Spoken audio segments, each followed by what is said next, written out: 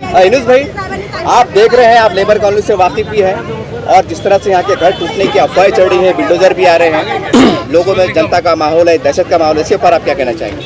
देखिए, इस Vishwas Nagar labour colony की 2005 में यहाँ के लोगों ने मेरी वाइफ को बड़े वोटों से चुन के दिया था, इसलिए हमको बहुत अच्छी स्टडी यहाँ की इस एरिया की। यहाँ के जो कलेक्टर साहब हैं, विभाग आयुक्त है और महापालिका कमिश्नर है, ये सरकार की दिशाभूल करते हैं हर बारी को। और ये जो कलेक्टर है चौहान साहब, इन्होंने भी सरकार की दिशाभूल की है कि यहाँ के लोगों ने घुसखोरी की, दावा किया, किराए से घर दिए और इसको बेचे। ऐसा यहाँ कुछ भी नहीं है। और इन्होंने 8 तारीख को नोटिस लगाई, 31 तारीख को नोटिस लगाई तोड़ने की। 8 तारीख को हम तोड़ेंगे, इसलिए सबरे से हमारी वार्ड की विश्वासनगर की जो माँ बहनें, लेडीज है, हिंदू मुस्लिम सब एक ताकत से यहाँ आए हुए हैं। सबेरे किसी ने चूल्हा नहीं जलाया अभी तक यहाँ पर, और पूरे दहशत में बैठे कि भाई तोड़ने को आने वाले यहाँ पर सबेरे से बैठे।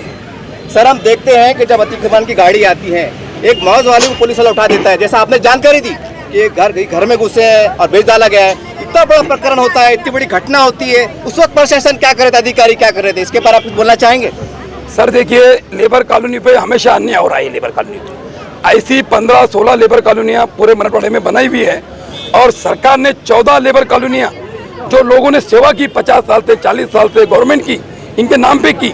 ये लेबर कॉलोनी के लोग 40 साल से लड़ रहे हैं, आज तक इनके नाम पे नहीं किया गया, कई मर गए। तो इस पे अन्याय नहीं होना चाहिए। हमारा बोलना है कि भाई यहाँ के लोगों पे अन्याय नहीं होना चाहिए। जिस तरह से यहाँ के लीडरशिप के बयानात आ रहे हैं, जैसा वकील साहब ने भी अभी कहा है आपके सामने कि हमने पिटीशन दाखिल किया है, तो तमाम प्रकरण को देख के आपको लगता है कि ये मामला विवाद सुलझ जाएगा? देखिए, सेशन कोर्ट हो या हाई कोर्ट हो या सुप्रीम कोर्ट हो, कोई भी कोर्ट ने ऐसा नहीं बोला है कि लेबर कॉलोनी को तोड़ो, ऐसा नहीं बोला है। अगर ये जगह यहाँ के रहवासियों की नहीं है, सरकार की है, तो सरकार ने इनको देने का विचार करना चाहिए ना।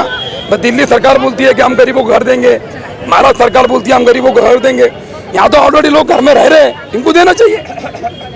कोर्ट का ऐसा कहीं नहीं है कि तोड़ो बोल के, कहीं भी ऐसा दिशाभूल कर रहे हैं। सब दिशाभूल हो रही है लोगों की। सरकार हमारी कांग्रेस की है और 8 दिन से हम कलेक्टर साहब को बोल रहे हैं कि भाई आपको अगर मकान तोड़ना है तो लोगों से चर्चा करो, क्यों तोड़ना है और हमको घर क्यों खाली करना है, चर्चा करो।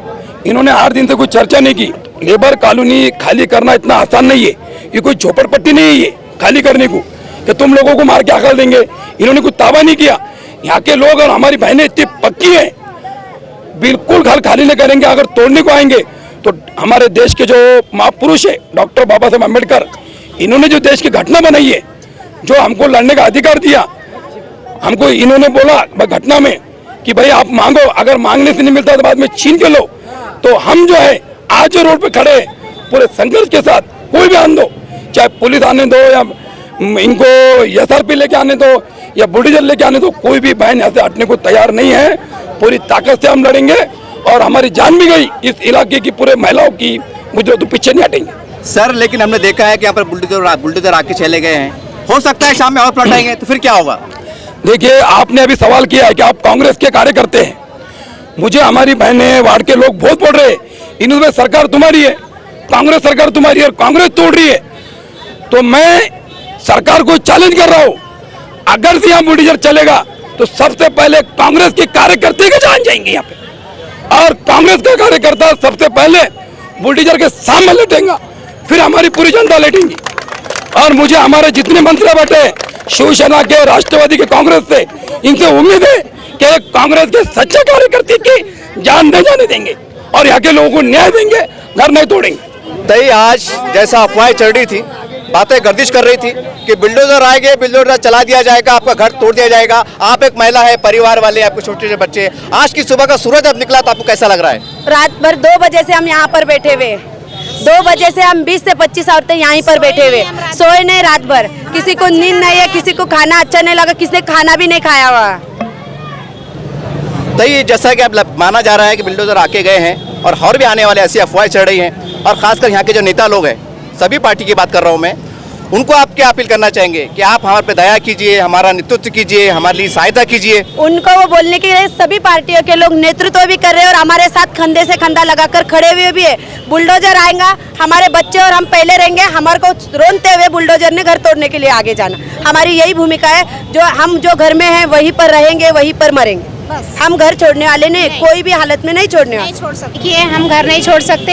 हमारे छोटे बच्चे हैं, पैरालाइज सास ससुर है, उनको लेके कहाँ जाएंगे, कहाँ फिरेंगे?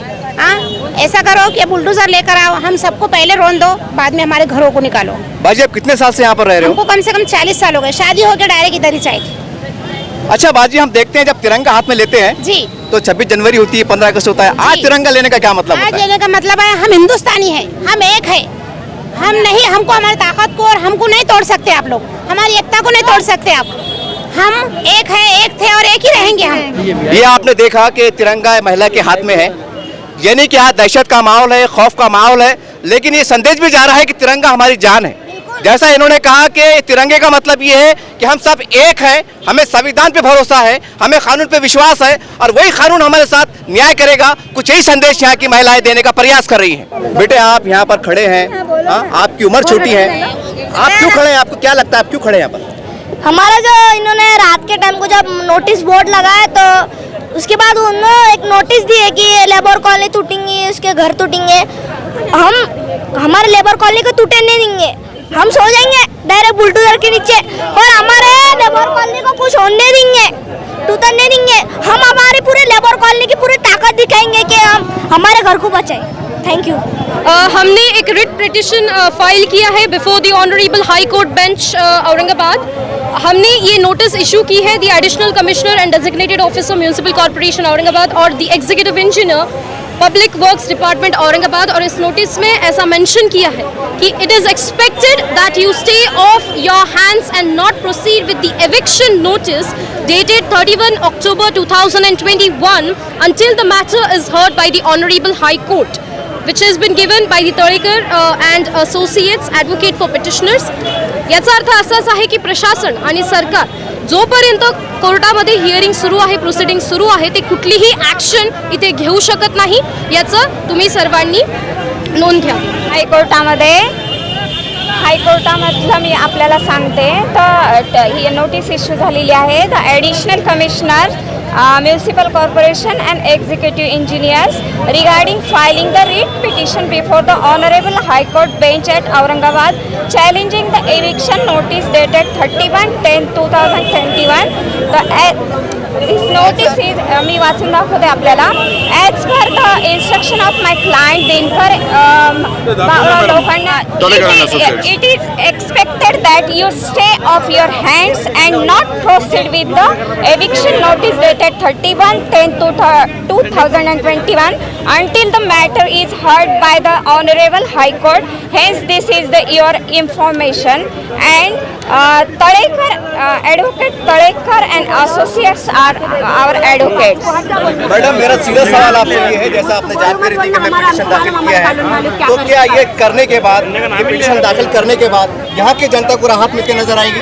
Yes, yes, जी yes, बिल्कुल, yes, yes. जी बिल्कुल, सभी बेफिक्र हो जाएंगे और हम कोशिश करेंगे कि हम शांतता यहाँ पर जमाए रखें और साथ ही साथ हम we are hoping for the best कि सारे के सारे रिजल्ट्स हमारे फेवर में आए. यहाँ के जो जनता खड़ी हुई है, इनके मन में दिल धड़क रहा है, उनको ऐसा लग रहा है कब बुलडोजर आएगा, अच्छा हमारे घर पे चढ़ जाएगा. तो क्या हम इनके लिए कुछ संदेश दे सकते हैं कि आप निश्चिंत रहिए, कुछ होने वाला नहीं है? मैं सभी लेबर कॉलोनी वासियों को बताना चाहूँगी कि आप बेफिक्र रहिए, निडर रहिए, क्योंकि हमारे इरादे उसूल बड़े ही अच्छे हैं और मैं सभी को रिक्वेस्ट करूंगी कि आप शांतता रखिए, पीस रखिए और डरिए बिल्कुल भी मत, क्योंकि जीत आखिर में हमारी ही होने वाली है.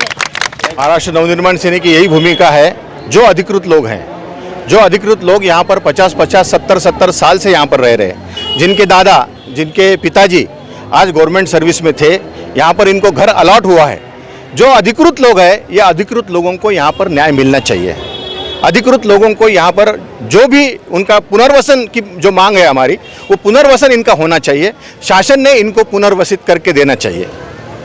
सर, अगर मान लीजिए अगर फिर भी अगर कुछ अनहोनी होती है तो आपकी भूमिका के लिए तो हम बुलडोजर के सामने भी सोने के लिए तैयार है.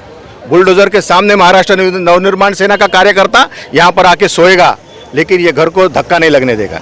सर, जब से लेबर कॉलोनी का प्रकरण आया है, कई लोग आ रहे हैं, सामाजिक कार्यकर्ता आ रहे हैं, आप भी सामाजिक कार्यकर्ता हैं, आपको क्या लगता है पूरे प्रकरण में क्या होने वाला है, क्या होगा, क्या नहीं होगा? कुछ भी नहीं होने वाला है। हमारे को हमारे शिवसेना और महाविकास आघाड़ी सरकार पे पूरा भरोसा है और हमारे पालक मंत्री यहाँ पे आए हुए ये तोड़ने वाले को स्टे देने वाले हो। सर, लेकिन यह जनता में चर्चा है, जैसा आपने कहा कि शिवसेना या अघाड़ी सरकार है, लेकिन लोग ये भी कह रहे हैं कि जो लोग अघाड़ी में है, सरकार में है, मंत्री है, उनके बाद भी अगर ऐसा होता है तो क्या समझा जाए? ऐसा कुछ नहीं होने वाला है। महाविकास आघाड़ी सरकार जनता के साथ है और जनता के साथ ही रहने वाली है। ये लेबर कॉलोनी जो यहाँ पे स्थापित हुई है, ये 25-50 साल पहले हुई है। यहाँ पे कोई तोड़ने वाला नहीं और कोई कुछ करने वाला नहीं है। यानी आपको लगता है यहाँ पर एक भी बुलडोजर नहीं चढ़ेगा? नहीं चढ़ेंगे। अभी कोर्ट में भी हम लोग गए हुए हैं और पालक मंत्री साहब भी इसके ऊपर थोड़ी मीटिंग लेने वाले हैं। इसमें कुछ नहीं होने वाला नहीं और लोगों ने डरने की जरूरत नहीं है। महाविकास आघाड़ी सरकार उनके साथ में है।